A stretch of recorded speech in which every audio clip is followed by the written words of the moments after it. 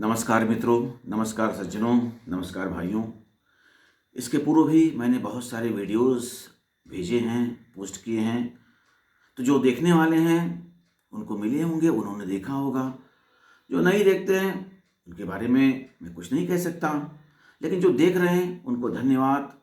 देखिए, ये social media, चाहे यूट्यूब हो, इंस्टाग्राम हो, फेसबुक हो, जो भी हो, एक ऐसा माध्यम है जिसके द्वारा हम अपने मन की बात चारों ओर भेज सकते हैं। यहाँ तक कहिए कि पूरे विश्व में आपकी बात जा सकती है। तो ये ऐसा माध्यम है या ऐसा अद्भुत आविष्कार है। खैर, इस आविष्कार के विषय में यदि मुझे फिर से मौका मिला तो मैं ज़रूर एक वीडियो बनाऊंगा। लेकिन आज जो मैं चर्चा करना चाहता हूँ, इसके पहले भी मैंने बहुत सारे विषयों पर चर्चा की है और नई नई बात आपके सामने प्रस्तुत करने की कोशिश की है। वो आपको अच्छी लगी, बुरी लगी, वो एक अलग विषय है।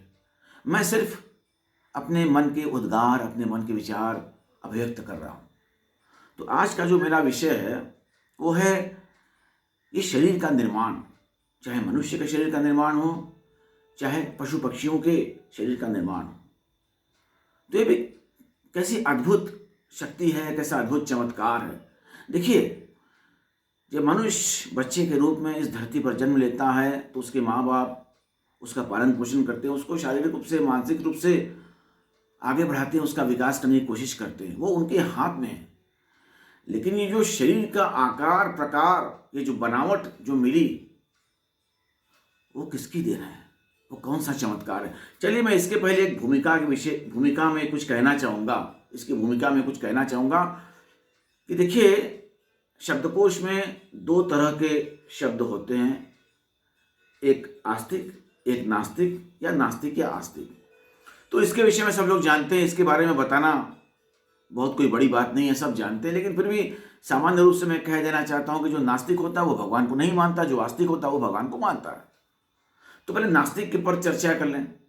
तो नास्तिक जो होता है, अगर वो भगवान को नहीं मानता, इसका मतलब ये नहीं कि वो कोई बुरा काम कर रहा है, वो खराब हो गया, या वो किसी मतलब सम्मान के योग्य ही नहीं है, ऐसी बात नहीं है, या उसको उसका बहिष्कार ही कर दिया जाए, ऐसा नहीं। अरे भाई, वो नहीं मानता मतलब नहीं मानता है, वो नास्तिक है, आस्तिक नहीं है। वो, उसको नास्तिक ही रहना है, उसको भगवान में विश्वास नहीं है, उसको अपने कर्म पर विश्वास है, कर्म को ही वो अपनी पूजा समझता है।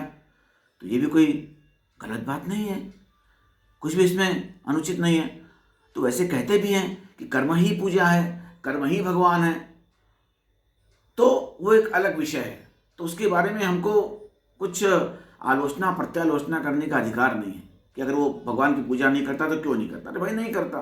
बहुत सारे ऐसे दुनिया में ऐसे लोग हैं जो भगवान को नहीं मानते, तो उनका अपना अलग विषय है। तो ये शब्द हुआ नास्तिक। एक शब्द है आस्तिक।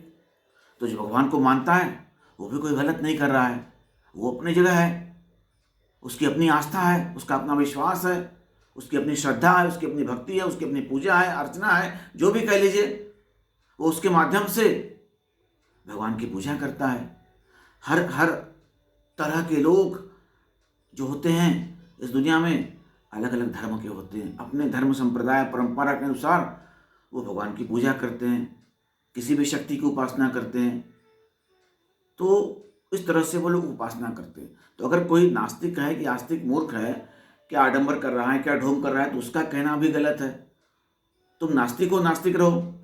आस्तिक के विषय में क्यों पढ़ रहे हो, क्यों उनको भला बुरा कह रहे हो? तुमको अधिकार नहीं है। आस्तिक वालों को नास्तिक को बुरा कहने का अधिकार नहीं है, नास्तिक को आस्तिक को बुरा कहने का अधिकार नहीं है। मैं तो भाई आस्तिक हूँ, बचपन से ही आस्तिक हूँ। मुझे संस्कार ही वैसे मिले, मैं उस घर में, उस खानदान में पैदा हुआ हूँ कि मुझे बचपन से वैसे संस्कार मिले। तो मेरी भी अपनी एक आस्था है, भक्ति है, मैं भगवान पर विश्वास करता हूँ। तो उसके पीछे बहुत सारे कारण भी है। एक तो पारिवारिक परिवेश, और दूसरा कुछ विश्वास, आस्था, कुछ अनुभव, कुछ ऐसी बातें घटी दुनिया में मेरे साथ जिससे कि मैं भगवान पर विश्वास करने लगा। तो अगर कोई नास्तिक मुझसे कहे कि क्या पागल हो तुम, भगवान पर विश्वास करते हो, कुछ भगवान का नहीं होता, तो तुम्हारा विश्वास है भाई। मैं तुमको नहीं ना कह रहा हूँ कि तुम भगवान पर क्यों नहीं विश्वास करते। तो मैं तुम्हारे बीच में नहीं पड़ा हूँ, तो तुम मेरे बीच में भी मत पड़ो। ये मेरा अपना विषय है, मेरी अपनी आस्था है, अपना विश्वास है। तो ऐसा भी होता है कि जब हम कुछ पूजा अर्चना करते हैं तो हमको एक नई ऊर्जा मिलती है। उस ऊर्जा के माध्यम से हम आगे काम करते हैं, कर्म करने की एक शक्ति मिलती है। मैं कुछ उपासना करता हूँ तो मुझे एक ताकत मिलती है, एक शक्ति मिलती है। तो जो भी कहिए, मैं गलत भी हो सकता हूँ और मुझे लोग मूर्ख भी कह सकते हैं।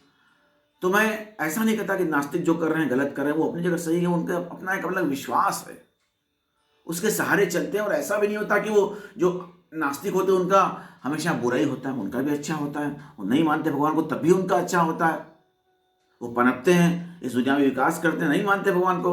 लेकिन जो भगवान को मानने वाला होता है, वैसे भी देखा गया है कि उसका कुछ नहीं होता, कितना भी वो भगवान के लिए करे, उसको नहीं पनपना, उसको नहीं विकास करना है तो नहीं करेगा। तो अपने अपने भाग्य की बात है, अपना अपना भाग्य जो शब्द है यहाँ चरितार्थ होता है।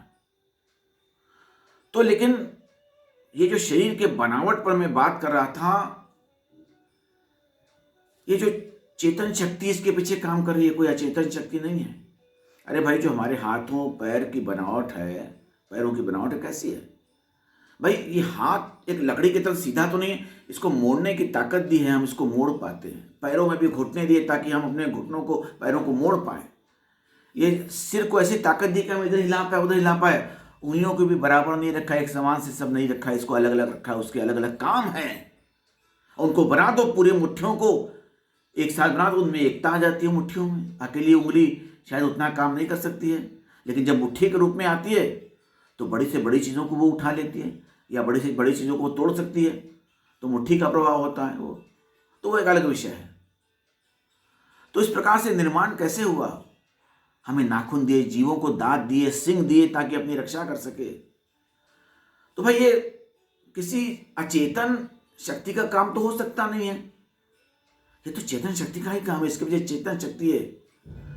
भाई, पत्थर भी होता है, वो तो चल नहीं पा रहा है। पेड़ पौधों में भी जीव होता है, जान होती है, लेकिन वो चल फिर तो सकते नहीं हैं। तो एक अचेतन रूप में ही है वो, लेकिन जो चल फिर रहा है तो चेतना उसमें दिखाई पड़ रही है। ऐसा नहीं, पेड़ भी बढ़ते हैं तो उनमें भी कुछ तो जीव है तभी ना बढ़ रहे हैं। भाई, पत्थर क्यों नहीं बढ़ते, पहाड़ क्यों नहीं बढ़ते, मिट्टी क्यों नहीं बढ़ती? तो वो भी जीवपूर्ण ही वस्तु है, प्रकृति की देन है, नैसर्गिक चीज है। तो लेकिन शरीर की बनावट देखिए, हमको देखने के लिए आंख दी। भाई, किसी ऐसे अचेतन शक्ति का हमें यहाँ पर कोई देखने को ताकत ही नहीं देती। सुनने को हमको कान की शक्ति न देती, सूंघने की शक्ति नासिका के द्वारा हम सूंघ नहीं पाते, कर्ण के द्वारा हम सुन नहीं पाते, मुख के द्वारा हम बोल नहीं पाते, चीज़ों का स्वाद नहीं ले पाते, खा नहीं पाते, गुदा के द्वारा मल का त्याग नहीं कर पाते। तो ये कैसी बनावट है, अद्भुत बनावट है। कौन चित्रकार है? एक गाना भी है, ये कौन चित्रकार है, ये कौन चित्रकार है, ये कौन चित्रकार है। मैं गायक नहीं हूं, लेकिन मुझे एक गाना याद आ गया तो मैंने सुना दिया। ये कौन चित्रकार है? इस तरह की चित्रकारी कौन कर रहा है? उसमें चेतना की जागृति कौन कर रहा है? उसमें जान कौन भर रहा है? ये कोई अचेतन ताकत का काम हो सकता है क्या? लोग कहते हैं कि ये प्रकृति का काम है। अबे, प्रकृति का काम होता तो इतनी इस प्रकार से सोची समझी बनावट कैसे कोई कर सकता है भाई? ऐसी बनावट कैसे कोई कर सकता है? अचेतन ताकत इस प्रकार की बनावट नहीं कर सकती है, ये चेतन ताकत का ही काम है। भाई, वो अलग बात है कि इंसान धरती पर से, आसमान पर से यहां जमीन पर नहीं गिरता, उसकी एक प्रक्रिया होती है, उस प्रक्रिया के माध्यम से वो जन्म लेता है। उस प्रक्रिया के बारे में सब लोग जानते हैं, उसको मुझे बताने की जरूरत नहीं है। तो लेकिन उस प्रक्रिया के माध्यम से जब बच्चा, बालक जन्म लेता है तो उसकी बनावट पर का तो ध्यान रखा नहीं गया। मनुष्य ने उसकी बनावट पर तो ध्यान नहीं रखा गया। वो तो ईश्वर की देन है यार, या कुछ लोग कहते हैं कुदरत की देन है। चलिए मान लेते हैं कुदरत की देन है, किसी की भी तो देन है यार। तो एक मनुष्य के हाथ की तो शक्ति नहीं है कि उसको बनावट, उसको रूप देगा, उसको शेप देगा, उसको आकृति देगा। ये मनुष्य का काम नहीं है। उसके पीछे कोई और ताकत है जो उसको ऐसी बनावट दे रही है। वो चित्रकार अलग है, जिसने इस पूरे धरती को अलग चित्र दिए, आसमां के चित्र दिए, पेड़ों के चित्र दिए, बादल के चित्र दिए, मिट्टी के चित्र दिए, मैदान के चित्र दिए, नदी के चित्र दिए, तालाब के चित्र दिए, कुएं के चित्र दिए, वैसे कुएं लोग खोदते हैं वो अलग बात है, लेकिन पानी के संसाधन ज़मीन पर आने के पीछे बरसात भी एक कारण होता है। लेकिन वो सारे विषय अलग हैं। कहने का मतलब ये है कि ये सारे चित्र बनाने के पीछे कुदरत की जो ताकत है, नैसर्गिक ताकत है, उस शक्ति को हम क्या कह सकते हैं? क्या वो चेतन है या अचेतन शक्ति है? बस मेरा यही आज का प्रश्न था। कृपया अपने अपने विचार ज़रूर कमेंट्स के माध्यम से व्यक्त कीजिएगा। धन्यवाद।